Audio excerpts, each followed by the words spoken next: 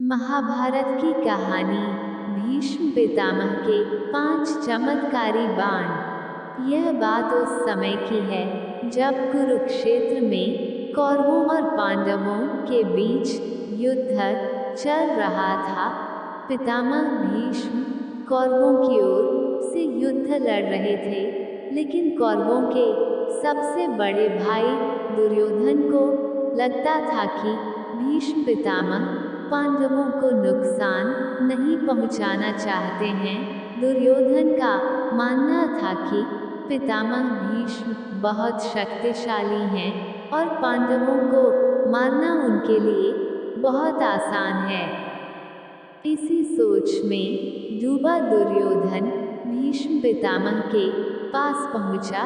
दुर्योधन ने पितामह से कहा कि आप पांडवों को मारना नहीं चाहते, इसीलिए आप किसी शक्तिशाली हथियार का इस्तेमाल नहीं कर रहे हैं। दुर्योधन की बात सुनकर भीष्म बोले, अगर तुम्हें ऐसा लगता है तो मैं कल ही 5 पांडवों को मार गिराऊंगा। मेरे पास 5 चमत्कारी तीर हैं, जिनका उपयोग मैं कल युद्ध में करूंगा। भीष्म पितामह की बात सुनकर दुर्योधन बोला, मुझे आप पर भरोसा नहीं है, इसलिए आप ये 5 चमत्कारी तीर मुझे दे दीजिए, मैं इन्हें अपने कमरे में सुरक्षित रखूंगा। भीष्म ने वो 5 तीर दुर्योधन को दे दिए। दूसरी ओर श्री कृष्ण को इस बात का पता चल गया। उन्होंने अर्जुन को इस बात की जानकारी दी। अर्जुन यह सुनकर घबरा गया और सोचने लगा कि इस मुसीबत से कैसे बचा जाए। श्री कृष्ण ने अर्जुन को याद दिलाया कि एक बार तुमने दुर्योधन को गंधर्वों से बचाया था।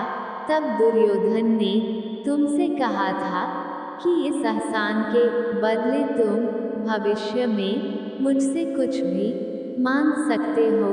यह सही समय है, तुम दुर्योधन से वो 5 चमत्कारिक तीर मांग लाओ। इसी तरह तुम्हारी और तुम्हारे भाइयों की जान बच सकती है। अर्जुन को श्री कृष्ण की सलाह बिल्कुल सही लगी। उसे दुर्योधन का दिया वचन याद आ गया। ऐसा कहा जाता है कि उस समय सब अपने दिए गए वचन जरूर निभाते थे। वचन तोड़ना नियम के खिलाफ माना जाता था। अर्जुन ने जब दुर्योधन को उसका दिया वचन याद दिलाया और 5 तीर मांगे तो दुर्योधन मना नहीं कर सका। दुर्योधन ने अपना वचन निभाया और वो तीर अर्जुन को दे दिए। इस तरह श्री कृष्ण ने अपने भक्त पांडवों की रक्षा की। मेरे YouTube चैनल को 1 के सब्सक्राइब करा दो दोस्तों, प्लीज़।